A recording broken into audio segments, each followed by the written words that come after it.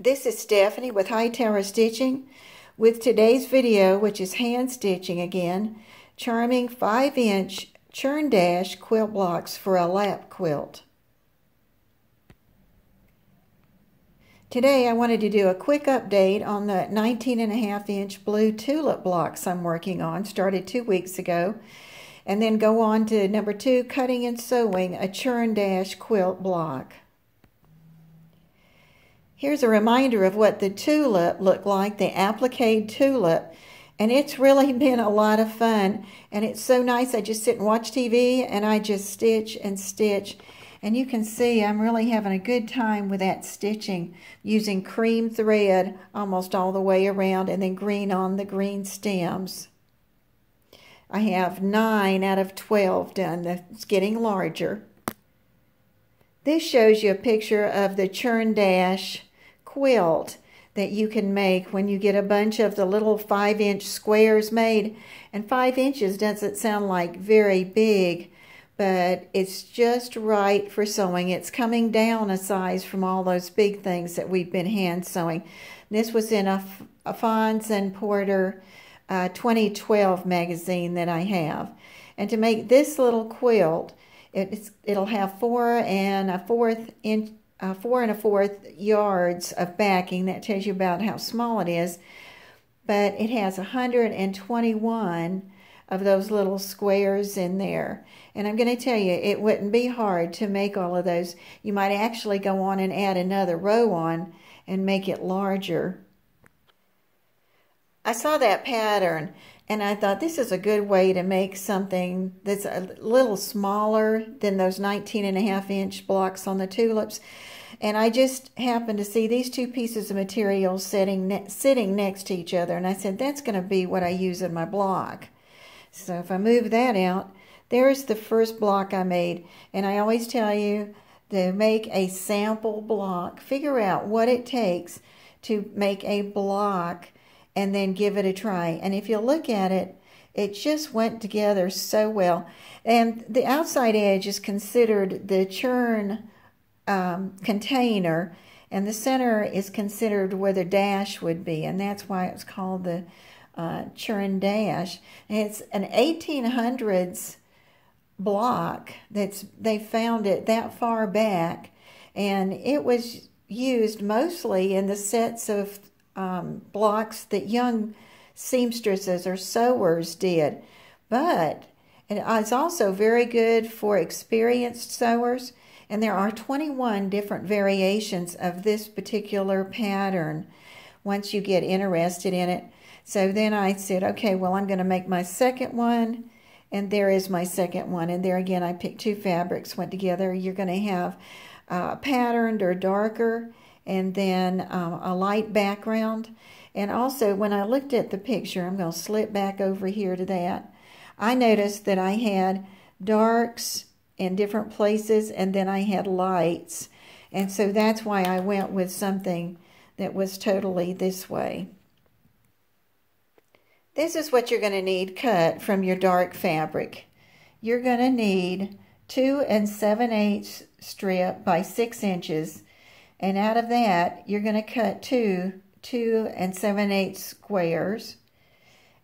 And then you're also going to cut a 1.5-inch strip that's 6 inches long. Now remember, we're only doing 1 block. And then you're going to cut that into 4 1.5-inch squares, and it'll look something like this. Now you're going to notice that those are coming apart, and I'll tell you why in a minute. But there are the 4, and there are the 2 blocks. Then when you move to the light, guess what?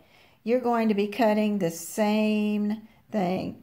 You're going to cut the 2 larger squares, but this time you're going to have 5 1.5-inch squares. And you'll see back when we look at the pattern where that comes to. Now the one thing I did do is I laid my light blocks on my dark blocks, and then I did the diagonal cut. And that way my shapes, my triangles were more the same for the 2 shapes, and that seemed to work well. But there is that other thing that you noticed, which was the borders all the way around.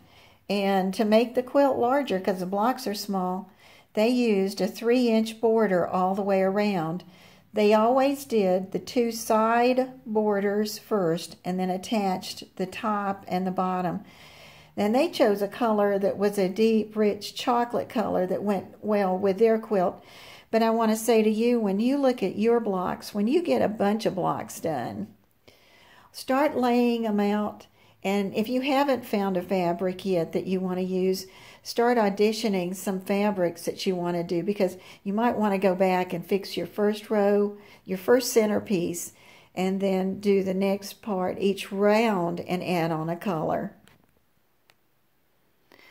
If you look at this part, you'll see I've already put together 3 of the triangle squares. And these are done by hand sewing. There are other ways that you can do them, but this is really not bad. I sort of enjoyed it. And so, remember, I took my 2 blocks, my larger ones, and laid them on top of each other, and I'd already cut them down the center. So now what I did is I took one of the triangles, light one and the dark one, and I've put them face to face. That means the good sides are facing each other. Now, if you have a patterned cream color, you're going to want to watch that, because I actually sewed one together the wrong way and had to I chose to cut it and let it go. I could have let it go, but I didn't want to. So make sure that those are going together. And this is so nice. If you're a beginning sewer, you're going to enjoy this. If you're experienced, you're going to enjoy just the pretty block that you make at the end, or the variation that you find that you want to do. And on these, I started at the very end, and I came down about 1/4 of an inch. And I want to say to you, just like always, whatever seam size you start with, try and use that for the whole thing. And I start going up and down. I got the sharp needle, and I'm going up and down now. I'm going back and forth, and this needle's long enough that I can do that. And I've used black thread, which you probably wouldn't do, depending on your colors. And you can see these are big, but you get the idea. And then I turn it over and I look, and I can see I've gone all the way through. And nothing would be more aggravating than to go ahead and think you've done this job all the way across. And then look at the back and say, oh, wait a minute. I'm going to have holes in my row of stitching when I open it up. And go all the way across and then straighten it out.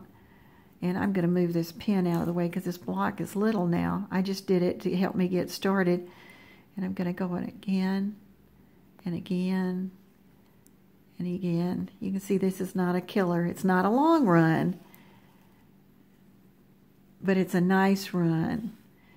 And yours will be a little straighter than that. I'll get all the way to the end. And then when you get to the end,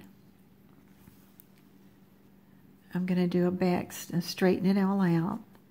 Then I'm going to do a back stitch once, and then another one to get it to stay twice. All right, and I'm going to cut that, and we should have the 4th square that I need for my 1 block. And the other thing that I did with this one is I also did a lot of finger pressing. I took and opened it up,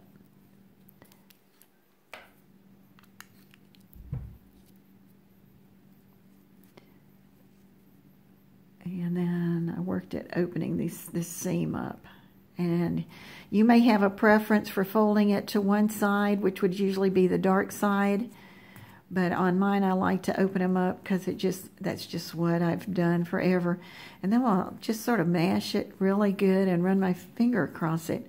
And what I found out with this block, it's one of the blocks that if you go ahead and do this all the way around with your, every time you do a row of stitching and you finger press, when I went to the ironing board, everything was just right where it was supposed to be. And sometimes when I start ironing the pieces every time I do them, they can get distorted. And then when you get done, your shape's just not quite right. You might not be happy. Now I'm cutting off the little dog ears here, or puppy ears, because they're not gonna they're not going to be very helpful. And you can see those, and then you just take your scissors and you cut those. And if you cut them now, it makes your life easier. And then you've got another one of those done. So that gives me the 4 that I needed for that.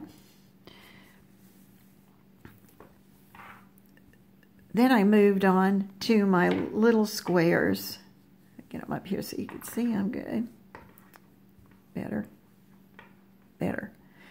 And here again, these were short runs, and these have the top 3 have been sewn together just to make it easier when I get ready. There's different ways you could do this, but if you're just sitting there, you know that you've got to have 4 pairs put together, a dark and a light, and then you'll have one left over for the center. So there again, I've got a nice thread. Now I'm using a double thread so you can see it. It depends on your thread. If you've got some gnarly thread that wants to knot up, I just put it aside and get something else. One thread of good thread will do very well. And again, try to do the same size seam that you were using on the first one. And if you need to use the ruler to get started, I almost did because they were so small. And then I sort of fell into the size I wanted. And this one's short, so I can go all the way around over here to the other side. And it's okay, and the back's okay. So I'm going to double back.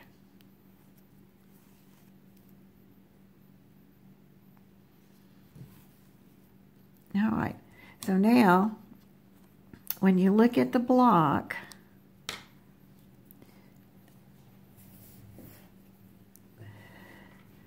see if you can see, it's like a puzzle where the pieces are. Here's the top block. There are 4 of those.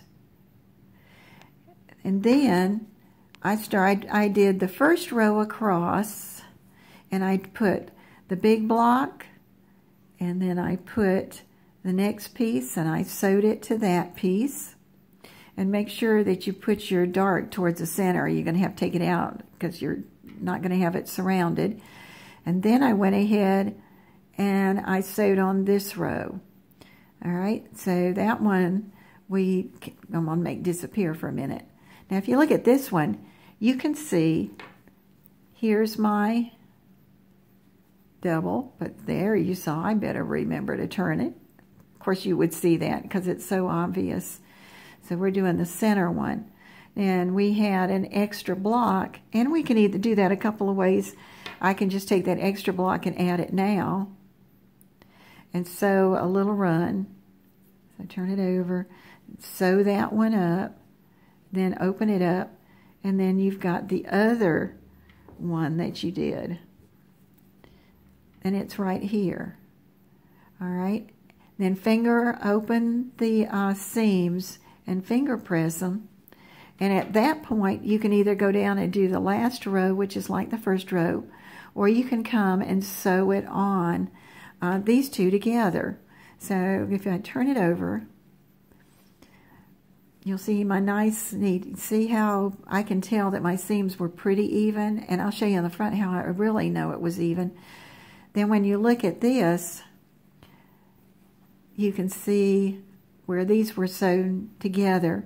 And one thing I tell you though, don't open these seams and finger press them, because the best way to do it is, you know, these are already open, and iron those flat or press them gently. Then take this one, which you've already done this seam, and turn it over and gently press up and down and up and down and press that seam. Then open it up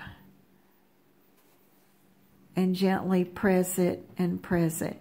And then you do the same thing. You've already got this sewn together, so press it and then open it, and pretty soon you've got a piece that lays really nice and flat. And whether you're using the sewing machine or if you're going to hand quilt this at the end, those open seams are going to be really nice, because this is going to be very sturdy.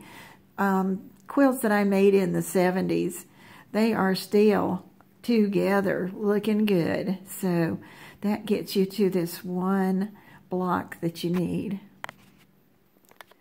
And that made me think to show you one more thing.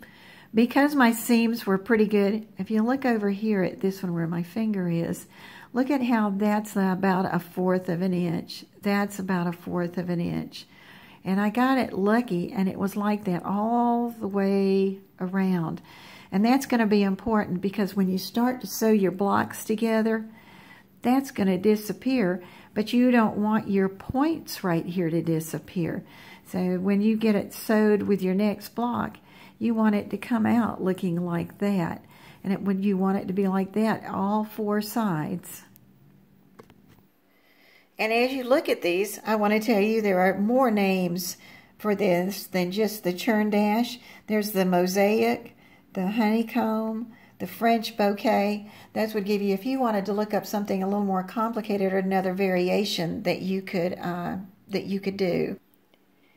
And as you look at this, I always want to know, well, how many's in a row? When if I make a round all the way around, so the center's 1. The first round has got 12 blocks. The next round's got 24. The next one's got 38. The next one's got 48. That goes up by 12 every time. 12 times 1, 12 times 2, 12 times 3. Well, then when you get to the, if you wanted to make another row on there, let's say you were really going to town, then you would do 5 times 12. And then if you added a row, it would have 60 of those blocks in it. And it would probably be really neat looking. I'm looking forward to going and putting some more material together. And then the mystery part of trying to put an edge. And here again, like the tulips, this is not going to be a fast project, but it's going to be one that's very enjoyable. This is Stephanie at Hightower Stitching. If I've forgotten anything, I will put it in the description, and I'll try and put notes in the description of things that you'll like to remember. If you enjoyed this, got anything out of it, well, I hope you did. Now, please subscribe and hit like.